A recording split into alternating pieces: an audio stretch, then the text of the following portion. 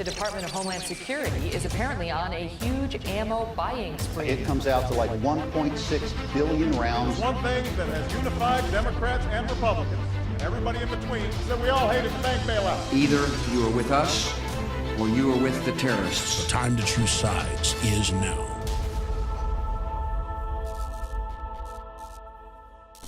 Ladies and gentlemen, this is an emergency transmission. The United States government has been taken over by a shadow government, a criminal element that spies on the American people. It launches false flag terror attacks on its own citizens, and it starts illegal and unjust wars for resources and imperial control. And they're hell-bent on destroying what's left of our constitutional republic in order to establish a one-world government in its ruins.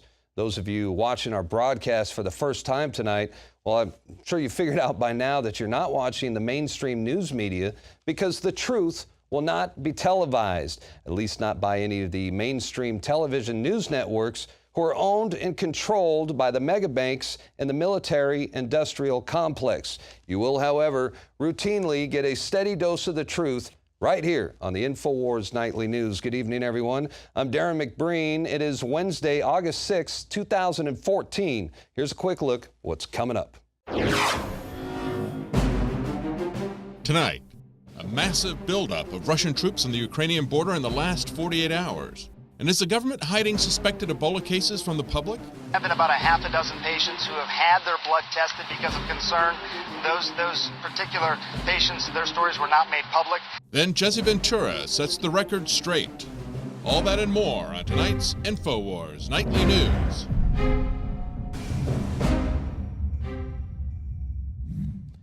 Well, it looks like Russia is finally preparing for a large-scale invasion of the Ukraine, as there has recently been a massive buildup on the Ukrainian border where Russia has more than doubled their troop levels. So it definitely looks like they are getting ready to rumble. Yesterday, Vladimir Putin called for an emergency meeting on the United Nations Security Council to resolve the humanitarian crisis in the Ukraine. Yeah, notice how it's always a humanitarian crisis.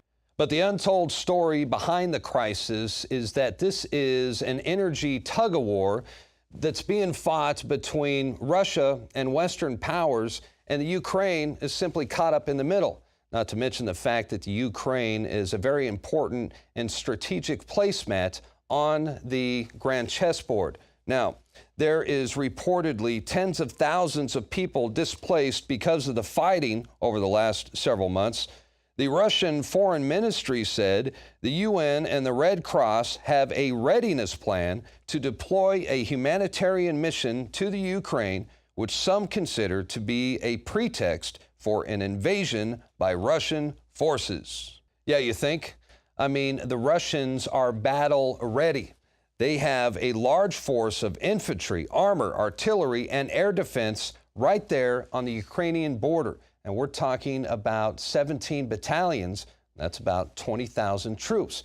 And to be honest, I don't think the Obama administration is prepared to do anything about it. After heavy sanctions against Russian politicians and businessmen and a direct attack on Russia's economy, Vladimir Putin is about to show the world what a Russian response looks like. So brace yourselves, the Russians are coming, and this could very well be the buildup to the next great war. Now, I want to switch gears real quick and talk about the recent Ebola outbreak, because the CDC still remains silent on the number of potential Ebola victims inside the United States. Now, that's a scary thought. Now, I understand that the CDC might not want to start a panic, or would they? But there is a growing concern that U.S. hospitals are not prepared to deal with a wider outbreak of the virus. You may recall yesterday we reported that CNN's Dr. Sanjay Gupta said that health authorities had tested at least 6 potential Ebola victims, but their stories were not made public, suggesting that the CDC was keeping a lid on that information. And don't forget that we reported last week that President Barack Obama signed an executive order which allows healthcare authorities to detain Americans who merely show signs of a respiratory illness. Meanwhile, the CDC has also outlined measures for dealing with an outbreak which will allow for the quarantine of well persons, so healthy individuals who do not show symptoms of the disease. Wow. That, my friends, that sounds like forced vaccinations. That sounds like internment camps. And for more on this, we take you now to Leanne McAdoo, who is standing by with a retired sergeant and a bioweapons expert. Thank you, Darren. Well, today I'm going to be speaking with Christopher Palo. He is a retired sergeant. He spent more than 10 years working as a chemical, biological, radiological, and nuclear specialist in the U.S. Army, where he worked extensively researching the Ebola virus. Now, Christopher is going to be speaking with me today specifically about the risks associated with transporting this deadly strain of Ebola into the country. Christopher, well, welcome to the show. Now, the CDC specifically cautioned people against flying to these affected regions, but you believe that it's perfectly safe that the State Department has now brought in these infected Americans to the country. Why?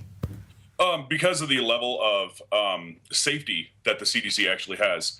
In each one of the, in the CDC, there are certain levels of labs. They're called BSLs or biosafety labs.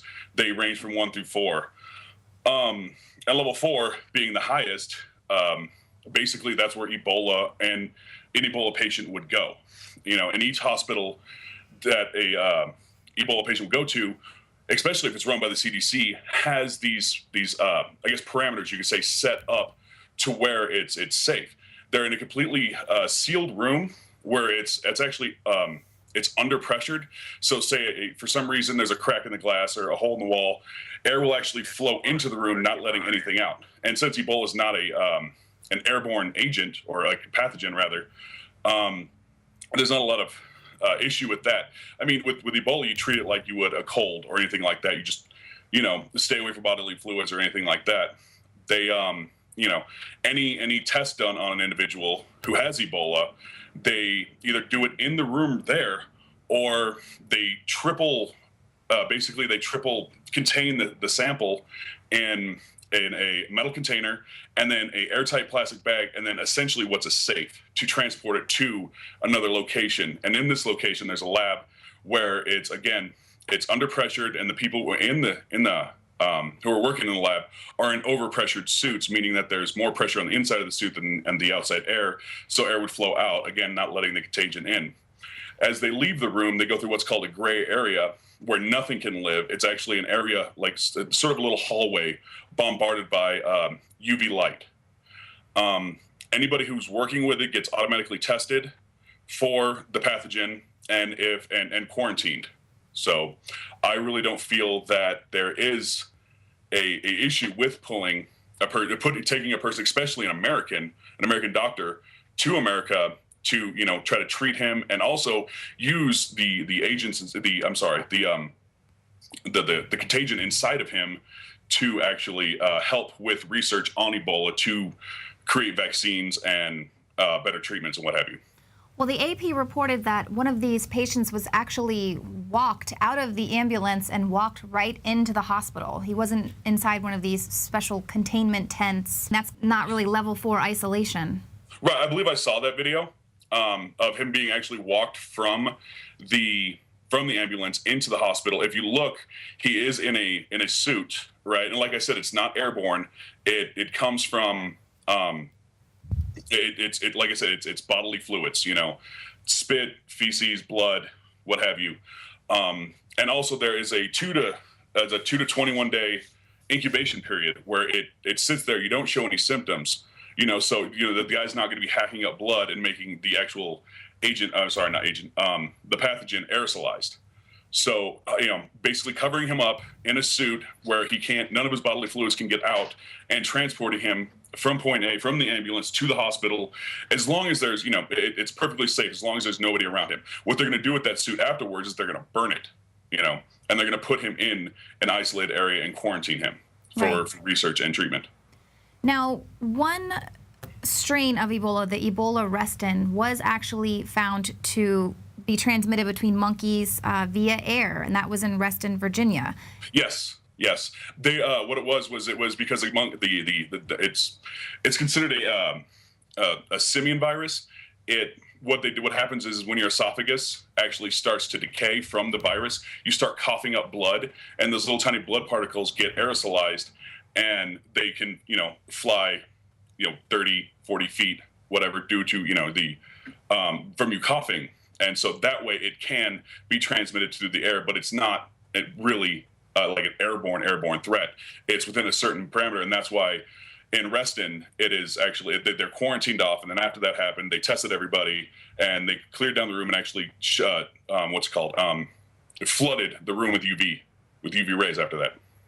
So one of the things we really would need to worry about is if there are any human error. Obviously, we've reported before how the CDC and a lot of these other maximum lab facilities, maximum security facilities have mistakenly put smallpox vials like on a shelf back in a storage room and just forgot about it and things like that. So there's always the potential for something like this to cause an outbreak. But you don't really think that that's... Yeah, I mean, there is potential. There's human error. Mm-hmm. The one thing about Ebola as opposed to other contagions is there are actually people who have PhDs in virology that will not work with Ebola because it is so deadly and it is so dangerous. So I feel that the level of fear here actually would help to minimize, not eliminate, because you can almost never eliminate human error, but minimize human error in that. Now, is there a chance it can get out? Yes, it can. There's a chance for anything, really. But it's minimal, and I am not afraid of it, or even to go into the facility where the Ebola patient is being housed, if you will. Now, when we were speaking yesterday, you were saying that the potentiality of Ebola being used as a bioweapon was, just really didn't even make sense. But the Navy Times published an article just recently speaking about how U.S. biowarfare scientists have been interested in Ebola since the 1970s, mainly because Ebola and its fellow viruses have high mortality rates, and its stable nature in aerosol make it attractive as a potential biological weapon. Right. Well, the thing about bioweapons is we as a country have basically signed agreements, and I believe it's part of the Geneva Convention that says that the only reason we cannot create bioweapons, we cannot create chemical weapons. We can, on the other hand, keep a stockpile of certain materials like Ebola or Spanish flu or whatever around to do tests on them to figure out how to create deterrent from other countries using bioweapons. Now, the idea of an actual Ebola, the only way to actually create an Ebola bioweapon is to actually take the Ebola virus and mutate it into something you can control. But right now, we don't know hardly anything about Ebola in order to actually create treatments for it, let alone turn it into a bioweapon. The idea of using Ebola as a bioweapon is, in my mind, just it's a terrible idea because you can't control it. You turn Ebola into a bioweapon in a bomb form. You drop it on a country. Next thing you know, the entire country is infected with Ebola because it spreads ridiculously fast. It has a burn. It basically has an incubation period of 2 to 21 days, meaning you don't show any symptoms from 2 to 21 days. So you're running around, flying around, interacting with people, shaking hands, spreading bodily fluids, all that jazz. In that case, it could probably, in my opinion anyway, it could probably take out the entire world's population in a few months. So in that way, it's a terrible idea. It's not a good idea at all. And I don't think without actually more research and all that on and especially without any, I guess a shotgun vaccination for every single type of strain of Ebola, they wouldn't do it. Now, something they might do would be to create a bubonic plague, a bubonic plague bioweapon, because it's curable, it's controllable, and it targets certain groups of people. Basically people without readily available medical care. Mm-hmm. And that way it would be that way it would be feasible, but not Ebola. To actually make a virus into a bioweapon, especially when we can't cure viruses, we can treat them and we can vaccinate against some of them, but we can't cure them. It's in my head, it's not feasible, really. So what about